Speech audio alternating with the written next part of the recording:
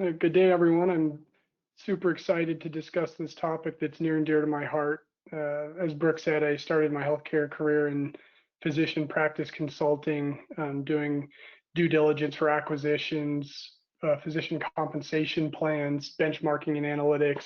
But more importantly, my wife is a primary care physician. And so she comes home every night and I try to pick her brain and understand what's going on in the trenches around these topics. So it should be hopefully insightful and thought-provoking, and I look forward to discussing at the end of this if you have any questions. So we'll start off with a quick summary of the agenda. We'll briefly go through the current trends in outpatient volume and discuss the 4 phases of COVID-19 financial recovery that we've gleaned from working with dozens of clients over the last few months. We'll spend the majority of the time on key considerations when shifting volume to virtual care, talking about competition, strategy, and revenue and cost implications. So first, this is probably not a shock to anyone. Health systems in the US are facing major financial challenges with the shutdowns related to COVID-19. This is a survey from the American Hospital Association, where they are projecting that throughout 2020 for the full year, inpatient volumes will be down 19%, outpatient volumes down 34%, all while PPE expenses are going up. And what that translates into is projected losses of $323 billion for the year. And while there's been, provider relief and funding, that's going to only cover about 50 to 60% of these losses.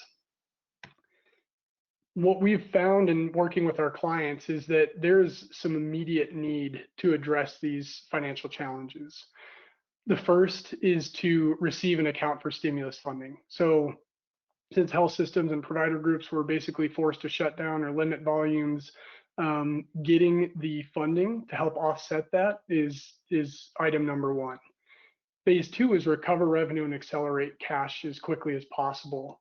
In the key areas, obviously, are bringing back elective surgeries, as well as ambulatory visits, which for some provider groups or large IDNs is a significant source of revenue, and while delivering the care needed for patients that have put it off. The second is to capture revenue and accelerate cash. So just basic rev cycle processes like making sure you're getting in high dollar accounts that have been outstanding, making sure charges are entered and DNFB is cleared, and just getting cash in the door that you're already owed as quickly as possible. Everyone's kind of stuck in this near-term phase, trying to figure out, how they can just stay on their feet. What we see coming is in the mid to long term, there are going to be 2 additional phases. Phase 3 is reinvesting in long-term core capabilities. So with potentially lower volumes in the future, lower revenue, being able to understand and manage your costs is going to be mission critical. So investing in the key systems and processes to be able to do that is something more folks will have to do. We also think that real-time patient safety and population surveillance is going to be important. This could be going on for another couple of years, depending on who you talk to. And there will likely be more situations like COVID in the future. And so being able to identify and quickly address any surges so that you don't have to shut down is something people will want to focus on. Last is reinventing care delivery and operations. So a lot of what we're going to talk about today is that with this sudden abrupt stop in volume and shift to virtual care, reinventing how you operate and deliver care in the future is going to be something that's mission critical. So we'll focus a lot of our time on that today. One other trend that is obvious is the shift to telehealth. So this is data from Medicare that just shows basically prior to March, there was almost no utilization by Medicare beneficiaries of telehealth. From mid-March to mid-June, 38% of all Medicare beneficiaries who had an E&M visit did so via telehealth. So this is just one portion of the market, but there are other data points that just show the drastic change in adoption. Teladoc reported 100% growth in visits from Q1 this year to last year, and a significant part of it was just from the increase in March. So what we've seen is a lot of providers have had to take the plunge into telehealth. Many of them weren't ready to do this, had kind of been dragging their feet and have had to jump in head first without really understanding the long-term implications. So we'll talk about those today. But before we do it, I'll hand it off to Brooke for a quick poll question related to volumes. Brooke? Great, thanks, Dan. So we're going to go ahead and launch our first poll question for you. So we'd like to know, how long do you think that this decrease in outpatient clinic visits will persist? Your options are just during the pandemic, 6 to 12 months post-pandemic, and then returning to normal or permanently. We'll give you a few seconds to answer. Looks like we've got a lot of people answering, which is great. We really appreciate you engaging. And give another couple seconds. Looks like the votes are leveling off, and we'll go ahead and close the poll and share the results. So it looks like 8% said just during the pandemic, 50% said 6 to 12 months post-pandemic, then returning to normal, and 42% said permanently. What do you think, Dan? Is that kind of what you expected to see? Yeah, that's pretty interesting. I think that a mix is exactly what I expected. I think I thought there would be more people that would think it would be just during the pandemic. And my thoughts are that health systems specifically will never recover. Health systems and traditional provider groups will never recover. And the main reason being that, one, I think COVID-19 has flushed out some of the unnecessary care. We've got a colleague of mine that's a physician who says that COVID has flushed out what he calls reassurance care. And so I think that that's true. So just in general, volumes and utilization will probably be lower. But the bigger thing is that for health systems specifically, more innovative and nimble companies have and will continue to steal volume from them. And so we'll spend a significant amount of time talking about why that is. So I think that makes a ton of sense, and just a little surprising on that one front. And let me make sure that I can share my screen again and get back into this. Does everything look all right? Yep, looks good. All right. So now we'll dive into some of the key financial considerations. And we'll start with kind of where we are today. I think this is a pretty well-known fact, but as people went to acquire physician groups for a variety of reasons, they found out that it wasn't really financially viable. And there are a lot of assumptions that made them do these things, such as competition, assumptions around referrals, being able to manage populations with population health, negotiate different rates. But in general, today, health systems lose around $150,000 per physician per year for PCPs. And you can see that, only the 90th percentile and above are even breaking even in primary care. So we're kind of starting from a challenging financial situation for employed physician groups, and private practices are obviously different. But I think that the implications are going to be the same for both of them. So now, just level setting on where we're at, we're going to start with the new competitive landscape. It doesn't seem like a finance topic, but I think it's super important for understanding the future business implications of, this abrupt and sudden shift to virtual care. So, and the other reason being that COVID-19 has broken down the competitive barriers between traditional providers and some of these more modern telehealth and disruptive care delivery companies. So we'll go through the 3 different buckets of new competitors that I look at. The first being pure play telehealth. So MD Live, Teladoc, Doctor on Demand are companies that have been around for quite some time and are really, really gaining traction. Teladoc and Doctor on Demand focus a lot of their business on working with insurance providers and self-funded health plans to provide subscriptions. And they use real physicians, not just mid-levels, a variety of specialties, et cetera. Then there's direct primary care companies, such as Go Forward, Crossover Health, One Medical.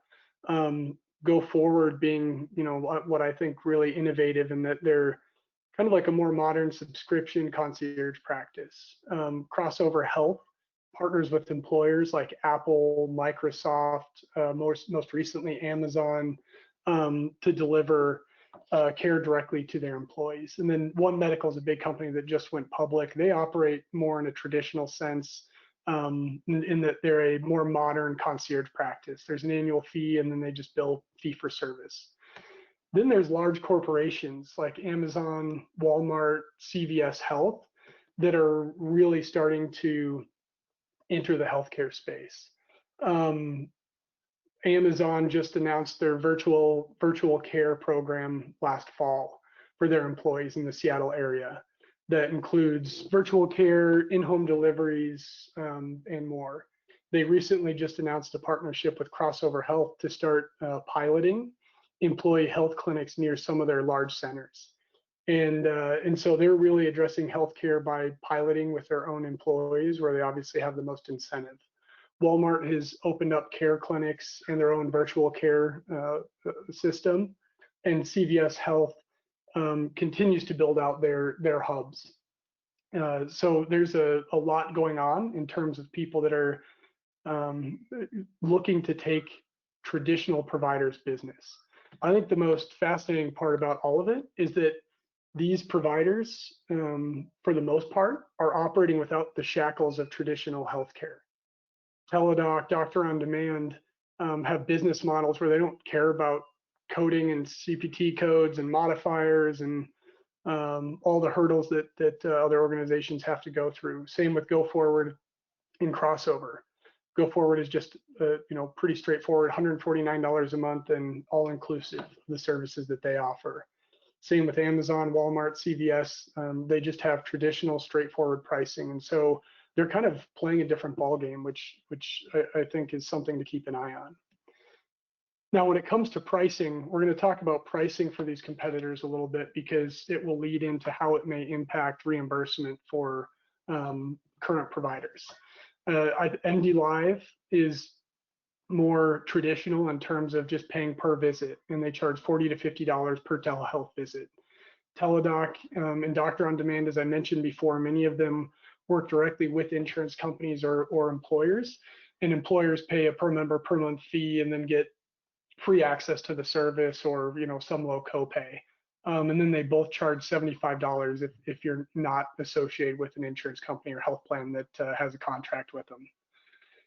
Then in direct primary care, Go Forward, as I mentioned before, they charge $149 per month, and this includes unlimited visits, both in-person and telehealth, blood testing, 24/7 messaging with providers, genetic testing, cancer screening, mental health, even vaccines, and prescription delivery to your home, just for one flat rate.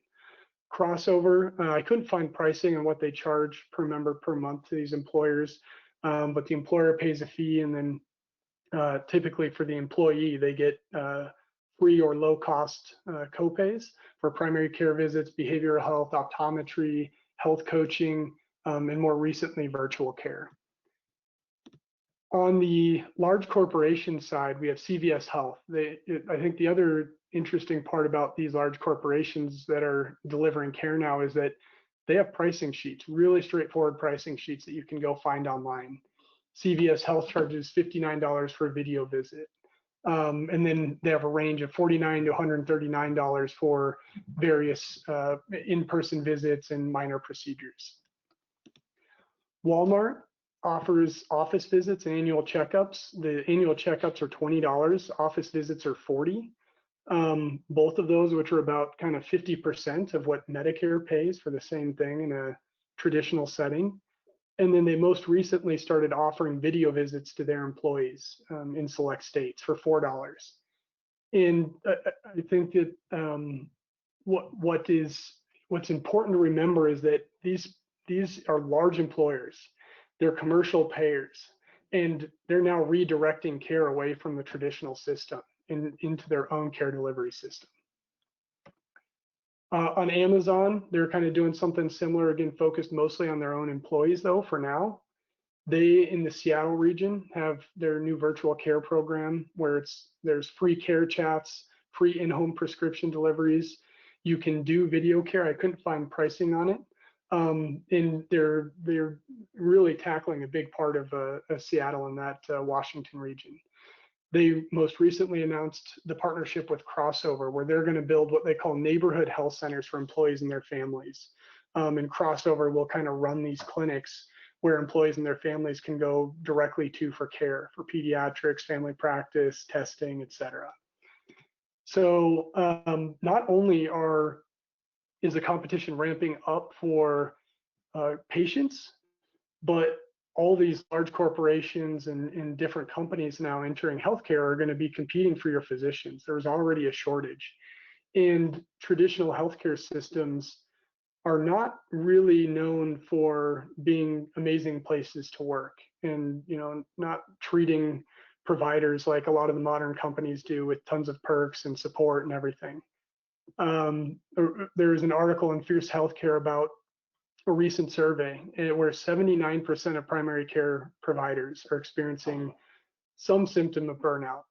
And 4 out of 5 of the employed physicians say that their health system employers are not doing anything to combat it. And I can confirm my wife has become increasingly frustrated and stressed out with her job. And the only thing, to my knowledge, that they've done is they came and handed a book on physician burnout to their clinic, which was really great, and not very well received.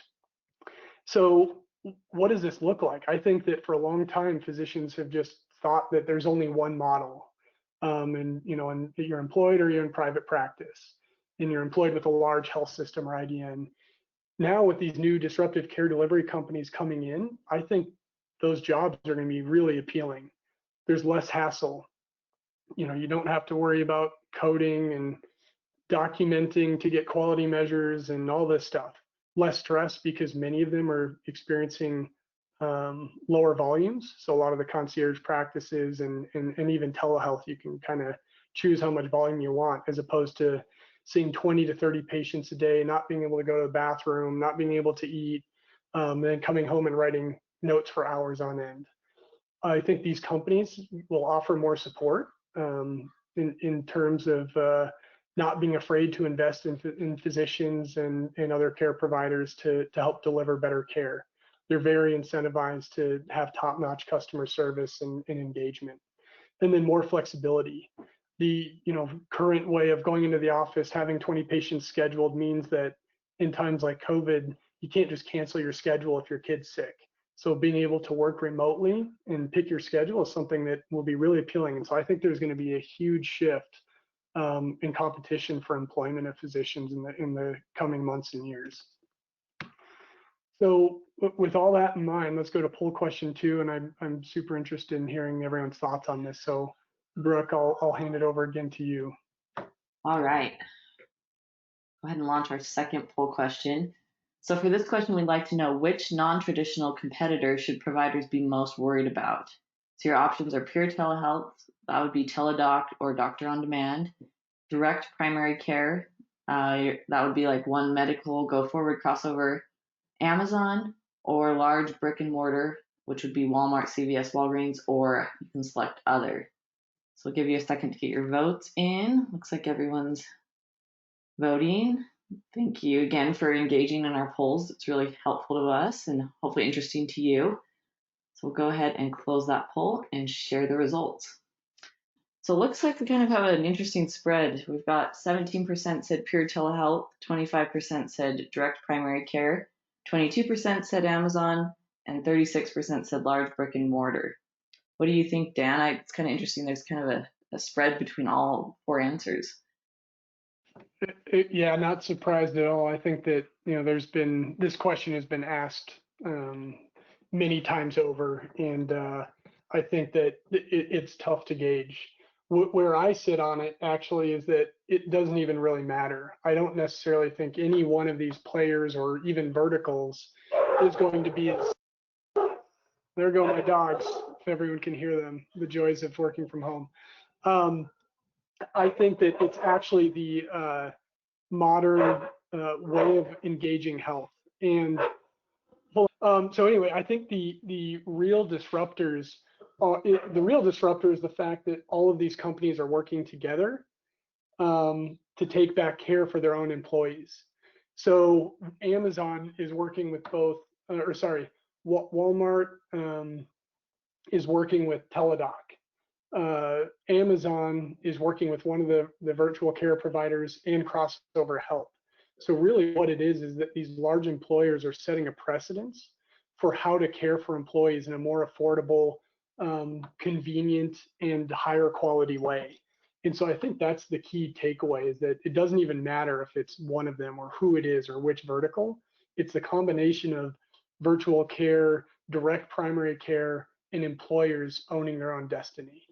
And so yeah, not surprised by the poll results, but definitely I think that's the key takeaway, is that it's all of these things combined.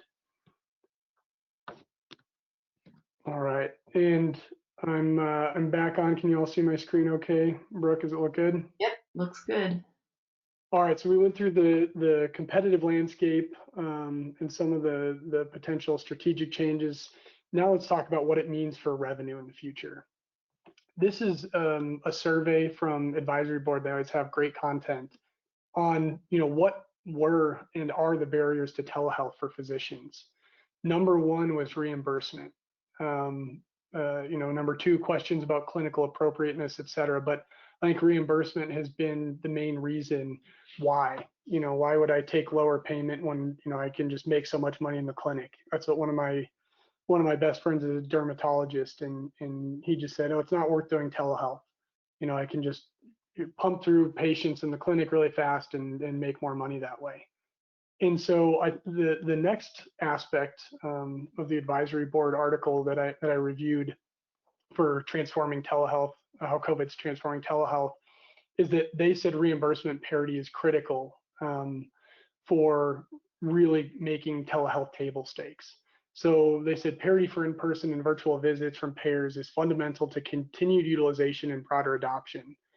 If that happens, the telehealth will become table stakes.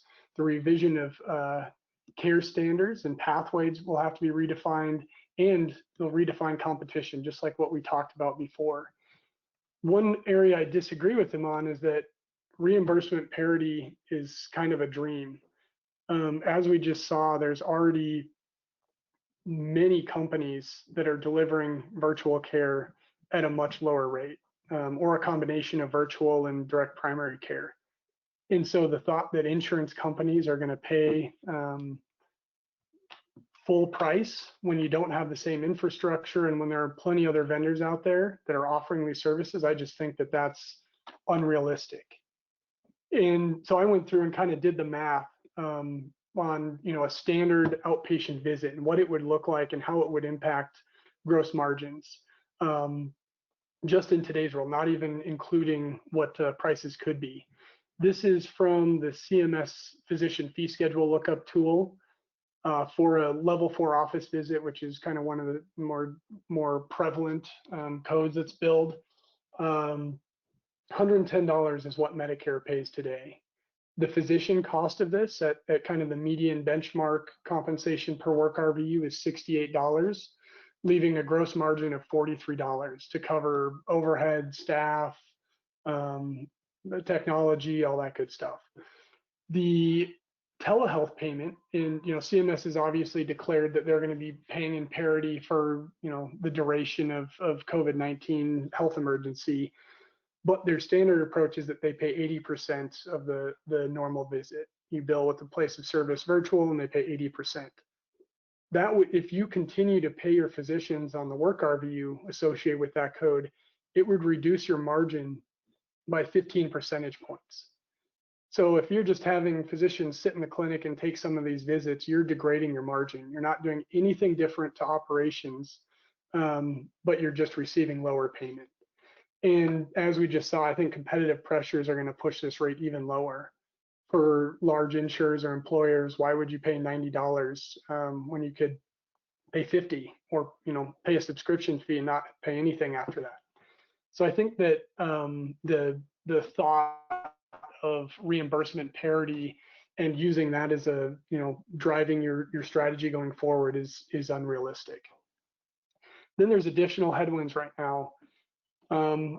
25 to 43 million people are predicted to lose their employer-sponsored health insurance throughout the pandemic and over the next year or two.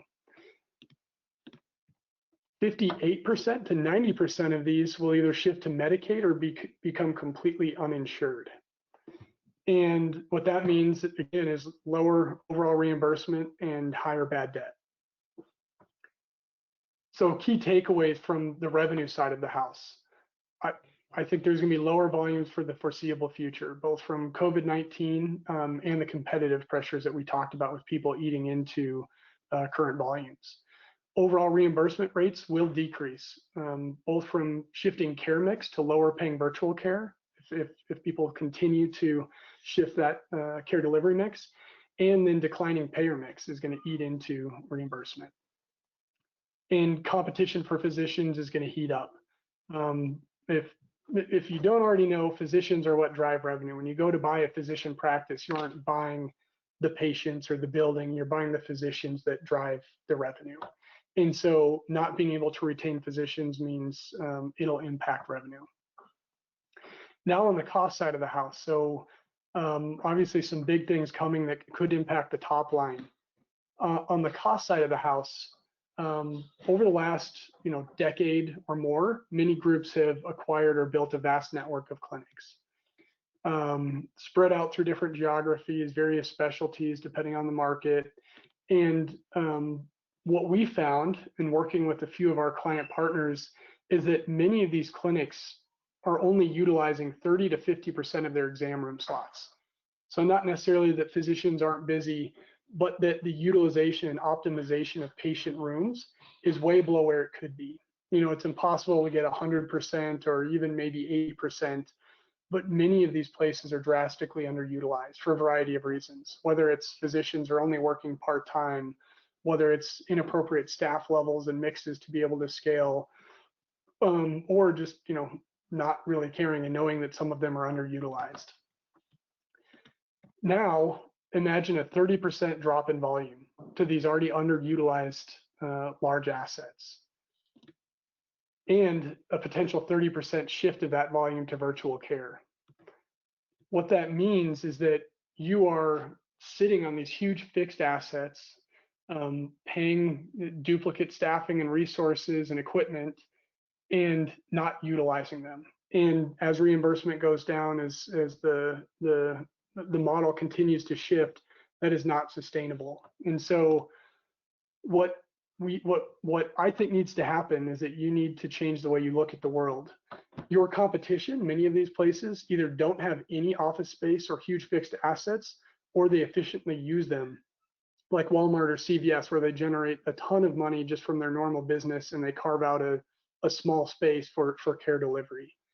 And so many health systems are going to have to revisit that footprint and make tough decisions to optimize their clinics and high-cost MRI machines and CT machines and whatever else it might be. I think it's been a problem for a long time that no one has been willing to deal with for political reasons. It is challenging, but it's something that's going to have to be addressed in the future if you want to stay financially viable and price competitive with these other organizations. On the physician compensation side of the house, as we showed with that example with the revenue, the economics and operations of telehealth are different. You can't just keep paying doctors the same model and even the same rate, because you were paying them based on an estimate of total revenue. And so if you're getting reimbursed less, you're going to have to revisit how you pay them. Additionally, work RVUs are abstract and misaligned. Whether the visit's 5 minutes or 45 minutes, you pay the same based on the level that was coded and what was billed. And so in the future, I think health systems are going to have to really focus on what matters and measuring physicians in a more realistic way. You want to really care, is it time? Is it coverage? Something much more simple that actually leads to operations as opposed to arbitrary work RVUs. And physician compensation is the biggest single cost on the medical group side of the house. So it's something that people are going to have to revisit and think of. Everyone I've talked to at our client sites has not addressed the shift to virtual care and how they're going to continue to how they're going to pay physicians. So the key takeaways from the cost side of the house: fixed costs can't be fixed anymore. Nothing is fixed. Everything is semi-variable at some level. And so lower revenue and competition with much lower cost structures means that you're going to have to address this problem. Physician compensation plans need to change, as we just talked about. The work RVU-based compensation plans won't align with telehealth economics or incentives, especially if it starts to become more and more a part of your business. And now we'll go to poll question number 3. Brooke, I'm interested to hear what everyone thinks about their groups or systems readiness for understanding the financial impacts. All right. So this is our third poll question. We'd like to know, how well does your organization understand the true financial impact of shifting volume to telehealth? Your options are very well, kind of, not very well, or you haven't even thought about it, or not applicable. Looks like we've got some votes coming in. Thank you again for voting. I'll give you a couple more seconds to get your votes in. And looks like things are leveling off. We'll go ahead and close that poll and share the results. So it looks like we had 7% said very well, 45% said kind of, 28% said not very well, 3% said they haven't even thought about it, and 18% said NA. What do you think, Dan? I think that's pretty aligned with where I'd be at. I'm surprised that 7% think very well. I'd love to potentially hear some of those comments and what people are doing, because we haven't seen really anywhere that people truly understand both the revenue side, how commercial payers are going to deal with it, what the long-term impacts are, or the cost side, how they're going to address the even the operations of where physicians do this work, the physician compensation. So that's surprising to me that there are a few folks that feel they have it under control. So I think that's the biggest surprise to me on that one. Yeah, and if anyone responded and you want to put in the questions, any comments you have, we can share those with the group. Go ahead and hide that.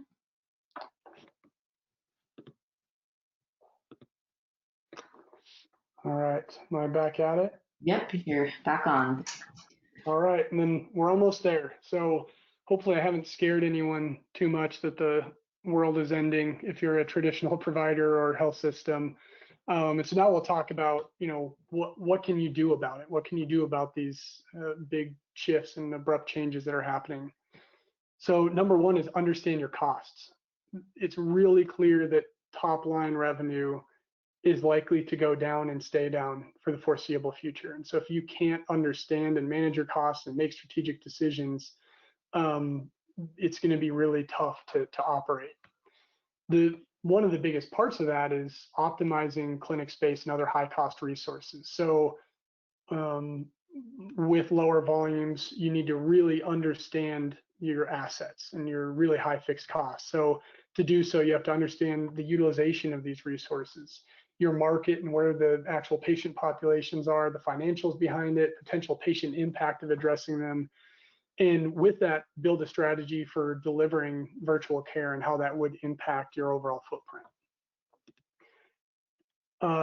Another thought is don't be penny wise and pound foolish. So just because you need to lower costs doesn't mean you just go cut costs across the board. In my wife's clinic, they're starting to look at not backfilling care managers and nurses and trying to have a very strict model of certain support staff per physician without really looking at the volume of a clinic and the productivity.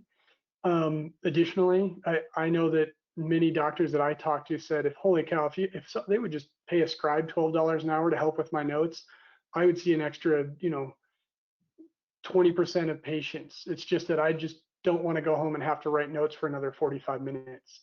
So while you need to cut costs, don't be foolish, and make sure that you're understanding the full scope of these decisions, because hiring and investing may actually increase productivity.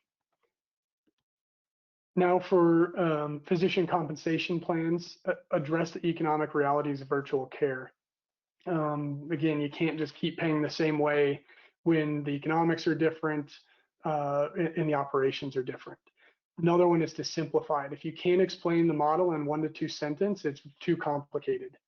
The large IDN where my wife works recently updated it to try and include more quality measures and all these other things, and it is a black box. The significant part of it is still based on work RVUs, then everything else is a black box. And so if they can't understand it, and if you don't know what you're trying to incentivize, and it's not the right incentives, it's not very meaningful.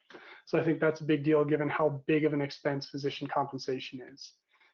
And then I think the biggest piece is building a new primary care strategy and business model to compete in this new world. I really think that these large employers and even small ones are going to start moving volume away from traditional healthcare systems if they can't keep up from a customer service, a patient access standpoint. I know that Crossover Health says 95% of their visits have less than a 5-minute wait, and you can typically schedule on Go Forward for same day or next day almost every time. And if you've ever been in those places, they are way nicer than the traditional physician office. And so I think health systems need to revisit their primary care model, start developing direct primary care models for local employers, better optimizing for virtual care and in-home care. And that's going to be the biggest shift to compete, I think. Then lastly, learn how to take on real risk. I think that COVID-19 has exposed the flaws in the fee-for-service model pretty deeply, and that as soon as volumes go down, traditional health systems and their model of just managing volume kind of falls on its face. And so those systems that have really taken on risk, like Intermountain, UPMC, Kaiser, where they're actually insurers, are going to weather the storm much more easily. Because on the payer side of the house, where they may be 40 to 50% of their own volume, Kaiser obviously 100% or close to that. When they're not paying out claims, and that offsets the lower revenue and volume on the provider side of the house. And so I think that instead of grasping onto the fee-for-service world or dabbling in these kind of in-between risk models where there's only a little bit of upside, downside, and quality is not going to be enough. I think health systems can take on risk and they can succeed in it if they look at the right things, like really understanding their costs, understanding what populations they can succeed at. And so I think that these last two models are obviously the biggest strategic changes, the most risky, but are the ones that health systems are going to have to take to survive. So with that, Brooke, I'll hand it over to Brooke for a couple of quick poll questions, and then we'll head into Q&A. Thank you all for sticking with us. Thanks, Dan, and thanks, everybody. As Dan mentioned, we will move into our Q&A in just a minute. So if you have any questions, now would be a good time to submit them in the questions pane. So before we do that, I wanted to remind everyone about our annual Healthcare Analytics Summit, or HAS, as you might know it. HAS will be held virtually this year, September 1st to the 3rd. And our theme is the transformative role of data and analytics in the new normal. So we'll feature speakers who've battled COVID-19 in the trenches, as well as other speakers who will discuss how they're pivoting and adjusting to the new normal. And we plan to provide a unique and innovative virtual experience that will include national recognized keynote speakers, a few of which you can see listed here on the slide. And we'll also facilitate individual connections with other summit attendees through our walkabout, through networking on brain date, and other virtual activities. So we're really excited about what we have planned for this year, and we hope you'll be able to join us. You can get more information and register to attend at hassummit.com. And Dan, if you'll just jump to the next slide, we're going to give away 3 complimentary passes to HAS right now. So if you know that you're able to attend September 1st to the 3rd and you'd like to be considered for one of these passes, I'm going to launch a poll question right now. So you can just go ahead and answer yes if you're interested in being considered, and we will notify the winners probably within the next week. So if you'll just go ahead and answer that, we'll give you a couple seconds to answer. And a couple more seconds. So if you're interested, now's the time to reply. And we'll go ahead and close that. And then we will move into our next question. Dan, if you'll just jump to that last question I have. Perfect. Okay. So this is our last poll question. I know we've had a lot today, so thank you for everyone for still participating. So while today's webinar was focused on, sorry, let me launch this poll first. So today's webinar is focused on the shift from ambulatory to virtual care as part of the COVID-19 recovery strategy. Some of you may want to learn more about Health Catalyst's other products or maybe our services. So if you'd like to learn more, please answer this poll question. And we'll go ahead and leave that open for a few minutes while we start our Q&A session. Looks like we've got some great questions that have come in. So Dan, I'm just going to kind of start down the list and we'll try and get as many as we can done before the top of the hour. So our first question comes from Lucilla. She asked, I think she was referring to you when you were talking about the competitor pricing. She asked, are these prices for primary care or urgent care? Depends on which side of the house. So on the virtual side, it's basically just a flat rate, regardless of type of care. On the direct primary care, most of it is just primary care. They do some procedures like sutures and stuff like that, but I think for true urgent care, the companies I listed don't address the full spectrum of urgent care needs. Okay, perfect. All right, looks like Lucilla had another question. She asked, are the providers APPs or physicians? In the true pure play telehealth providers, Doctor on Demand, Teladoc, MD Live, the majority of them are MDs. So you MDs and DOs, and so they've got most of them have dermatology, internal medicine or family practice, and pediatrics. And the majority of them are physicians. I believe in Walmart and CVS Health that most of them are APPs. And then at crossover, it's a combination. So it's staffed similar to a traditional physician setting where you've got physicians, mid-levels, nurses, but they are typically staffed with MDs and looked at as a primary care provider for patients where there's continuity. So great questions. Thanks for contributing. Great. Okay, our next question is from Maureen. She asks, how will the fact that these docs do not need to worry about coding be offset since coding is necessary for health plan payment from CMS and other payers? So for many of these, like Teladoc, Doctor on Demand, Crossover, et cetera, they're working with either commercial payers or self-funded health plans. And so they don't have to bill to CMS. You know, Teladoc doesn't have to report or do anything to CMS. The self-funded health plans can pay for these on their own. So I think in the traditional setting where they're going to be doing a little bit of both, where you do have to, still bill CMS or Medicaid or commercial payers in the traditional way, they will still have that burden. Hopefully it's lower from a documentation standpoint. But to your point, it still will persist kind of in the traditional fee-for-service business. But as I mentioned, when it's a self-funded plan for Walmart or Amazon treating their own employees, they don't have the same shackles, and same with a lot of these telehealth providers. So it's definitely much reduced on that side in terms of burden for documentation. Perfect. Thanks, Dan. Okay, our next question comes from Joshua. He asks, what will compensation look like at these disruptive companies in comparison to legacy? Are these disruptive companies only appealing less stress, less volume, currently as patients are still using the standard models? Won't they experience the same issues as they become more established and introduce more patients and services? Great question. So I can share a little bit. I don't have a good lens into the future, but I can share a little bit about what they're doing now. So Teladoc typically pays a fixed fee per visit, per video visit, anywhere from, I believe, $25 to $30. And most physicians can see 3 to 5 patients an hour or visits an hour. And so many of them are making over $200,000 an hour if they're working full time, and some can do even more than that. The cool part on that side of the house is that they have flexibility. You can schedule yourself ahead for what blocks you want to work, what times. You can be licensed in as many states as you want so that you can take on additional patients or have a higher likelihood of volume.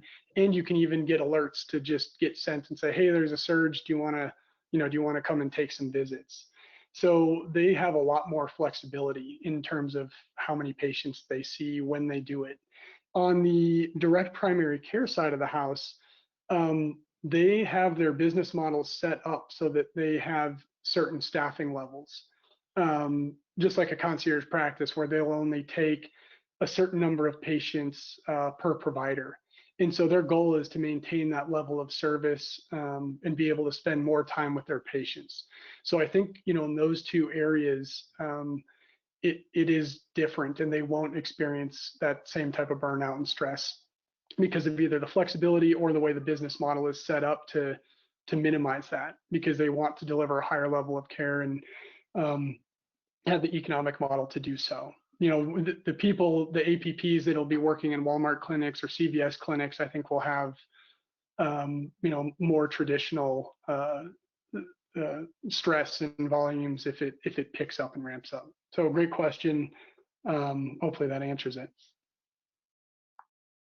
Perfect. Thanks, Dan. All right. Brian asked, what type of doc is your wife? She is a pediatrician. Perfect. I married her and I thought I would be able to retire by this time, but it turns out pediatricians are the lowest paid provider. So she loves her job and she's amazing at it, but didn't help me meet my dreams of early retirement. There you go. All right. Okay, next question says, can you elaborate on what is way nicer than the traditional physician office? Yeah. It's a great question, and I haven't been into Crossover Health, but we've worked with them, and we've had some of our team members be able to go over there. And so I'll just give that example and go forwards. What it is online scheduling, right? Being able to go look for yourself and select a slot and when you want to meet with your provider. Messaging where it's not like just sending it into a My Health inbox that the doctor may or may not respond to within a day or two. These are direct messages with the provider, and they're way more responsive, again, because they're less busy and dedicated to these groups of people. Then you just go into the clinics and they look like beautiful places that you would want to hang out and spend time. There's almost no wait, as I said before. Go forward, you can book out within a day or two, 90% of the time. My wife and most pediatricians and family practice doctors are booked out months for a well visit. Literally, I think our friend just called us yesterday and said, hey, who sees my wife? And she said, there were no available slots until the end of September. And so that's one aspect of it. Another one is that many of them are using technology. So go forward, when you sign up with them, they do a huge biometric screening, lab results, and they use technology to monitor you over time. And everything's included. So you don't get nickel and dime. You don't have to worry about billing. Everything they do, blood tests, follow-up appointments, everything is included in that fee. So not only are they nicer, there's easier access, self-service in terms of online booking, more consistent communication with providers. So that's just a few of, at least the ways I think that they're much better. Great. Okay, next question comes from Ash. He asks, what does the future, or maybe she, sorry, what does the future of acute services look like if these disruptors take health system revenue but not replace all the acute health system services? That is another awesome question that I'd love to hypothesize about. So I'll take a stab at what I think. I think if traditional health systems don't start to compete and change on the ambulatory primary care side of the house, many of the acute care settings that will still be needed and they will be fighting for specific ownership of markets and employers. For example, who will do direct contracting for specific high cost procedures. So I think that the acute care settings will be left with emergency. Obviously, emergency needs to continue to be there. The emergency department is not something any of these companies are really interested in doing. But I think that there will be competition for outpatient surgeries that are high dollar, where you can do direct contracting with employers. And Walmart and many of these organizations are already doing it, where they'll kind of pay the best in the nation for really high cost procedures and funnel their employees there. So I think acute care is going to, not necessarily change drastically, but I think how you engage with consumers, at least those that pay, could change in the future, and you'll be competing for specific business. But I think that the need for acute care will always be there, and there may be disruption in the future, but I think that those are kind of the biggest ways that acute care will be addressed. Okay, our next question is from Daniel. He asked, what type of PC services are most ineligible for telecare? That's a good question, and one of a lot of debate. So I know that his name is Dr. J. I can't remember his last name. J.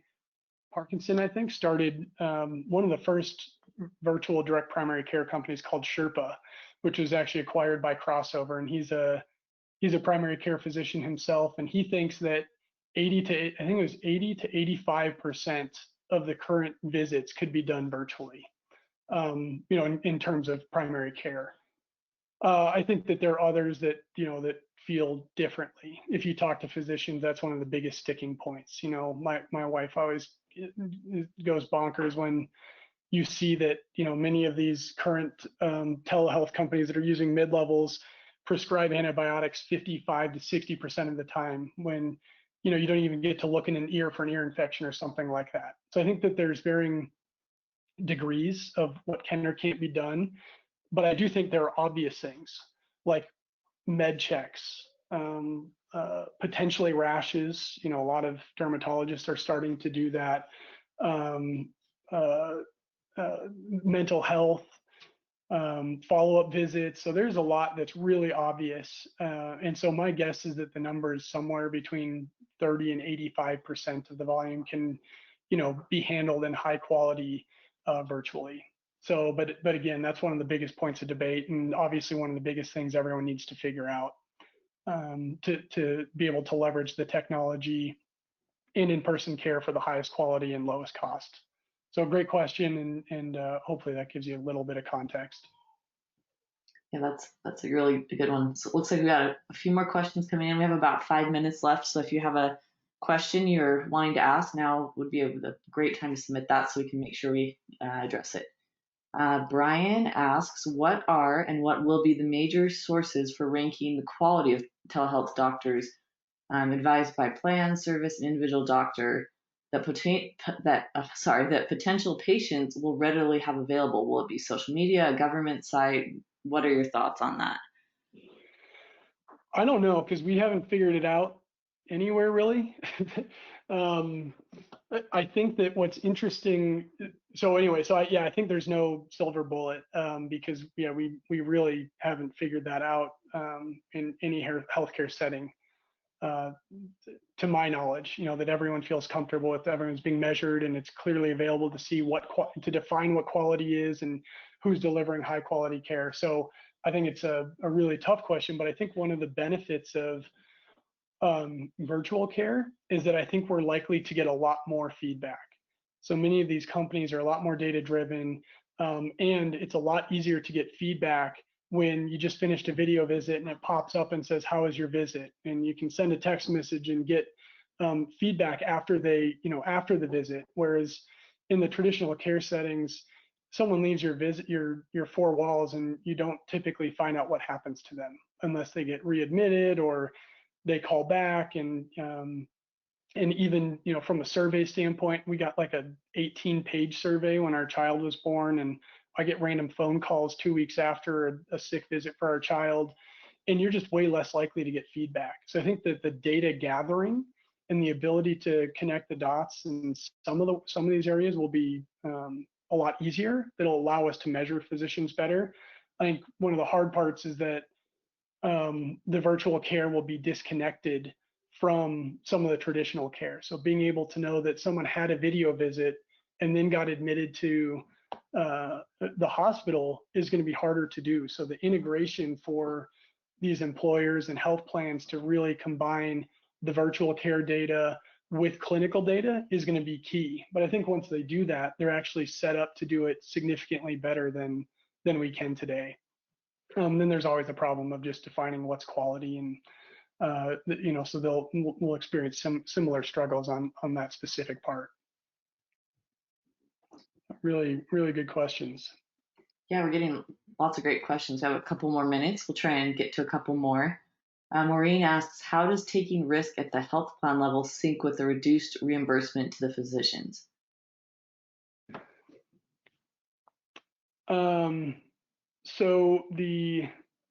trying to think if you're talking about kind of provider-sponsored health plans where the large health system is the health plan or not. So I don't know if, Brooke, we can get clarification on that because I could be way off in my assumption. Yeah, Maureen, if you're still on, if you want to write in and clarify that, we'll move on to another question and circle back to that. Okay, Brian asks, will telehealth services be linking up with providers like Apple Watch for continuous health data collection, or at least have patient access to that data through permission by the patient? I think in some places, yes. I think that's a lot of what go forward strategy is. I think that the pure play telehealth providers probably won't be as involved with that, but the direct primary care like go forward or crossover technology is a big part of their strategy. And that the close contact with the patients, the ability to deliver personalized care and help monitor, and their focus on technology means that I think they will try and tap into that. Now, and already are. I know with Go Forward they are. Not sure about crossover. So I think that, yeah, that's definitely a trend, and that may be the place where we'll be able to actually kind of see that come to fruition. Okay, so circling back to that question that Maureen had about risk, she wrote in and said, yes, provider-sponsored health plans taking risk. How do you expect physician compensation to change? Oh, okay, great question.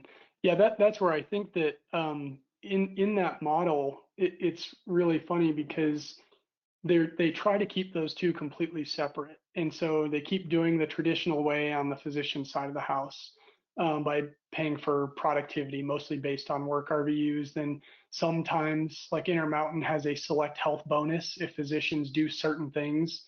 With the select health patients, they'll get a quality bonus. But in my mind, when you are a health plan, a vast majority of your expenses are for your own patients. You're paying out for your own members. You're paying out to your own care delivery system. That you should be looking at it more holistically. So instead of just paying purely off of productivity, which is what they do today, they should be paying more on coverage and managing lives. Because what they do right now is it's so hard for physicians to truly care about those members and follow up with them because all they get paid on is volume. So I think some sort of mix of salary with either panel size or visit incentives that are a smaller percent of it will better align physicians with caring for those health plan members. Because right now, yeah, there's no incentive to call someone after hours or do research on the best way to take care of them. They're just so busy and completely incentivized to pump out volume. So I think and hope that's where they'll start going, in that, hey, you're an employee that helps manage our population instead of a widget producer. And there are certain places, I believe UPMC actually shifted a lot of their compensation plans to be more salary focused a couple years ago. Rob DiMache is a strategic advisor for Health Catalyst. He's the former CFO there, and he pushed really heavily for that. And so I think it's been great right now where the health plan is doing well, I assume. Providers would be typically losing money like they are in a lot of places, but because of that move, it's kind of been kept in balance. So great question, and that's kind of my perspective on how I think it should work.